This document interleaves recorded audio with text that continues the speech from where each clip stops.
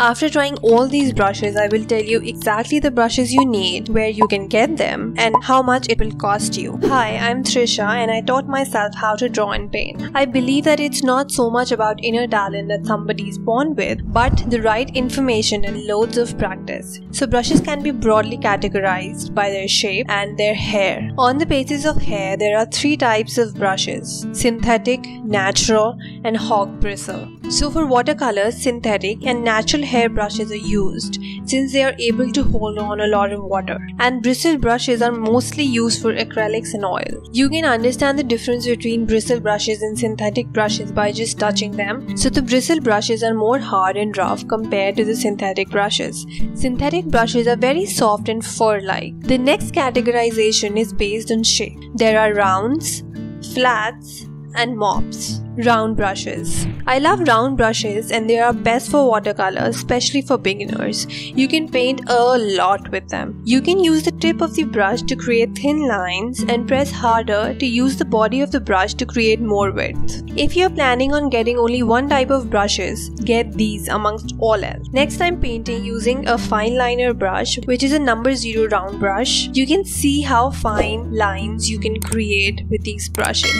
These fine line brushes are great for adding small details in your painting. Next are the flat brushes. I'm not a fan of these when it comes to watercolor. I just use them to lay water on the paper. I don't find them to be as smooth and as efficient as the round brushes. Next are the mop brushes. The amount of water they hold is amazing, and also the range of width that they provide is absolutely insane. They are really voluminous at the base and very fine at the tip. I love creating watercolor floral pattern with these brushes. Comment down below which brushes are you really excited to try. So for a beginner, I recommend buying a few round brushes ranging from 0 to 11, few in between. You can also get a big flat brush for laying a lot of water on your paper. You can also get 2 mop brushes. Number 4 and number 8 are my recommendations. Where you can get them. So as any other beginner artist, I went to Amazon and typed and bought the cheapest yet decent ones I could find. These are the Camden Tri-Grip ones. Created pretty much all of my early artworks using these.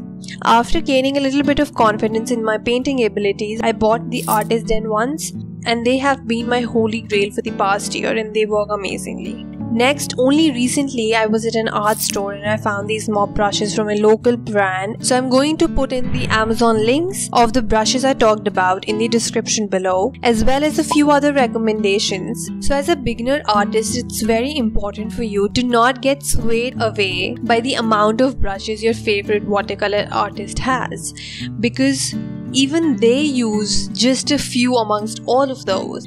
And after experimenting with a lot of brushes, I've realized that it's so much less about the tools you have, but what you make out of those tools.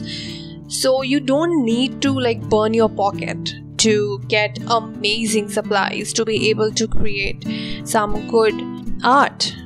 Don't forget to check out the 5-day 1-hour painting challenge I took, in which I painted 5 animals. You can see them as shorts on my channel. The link is right here.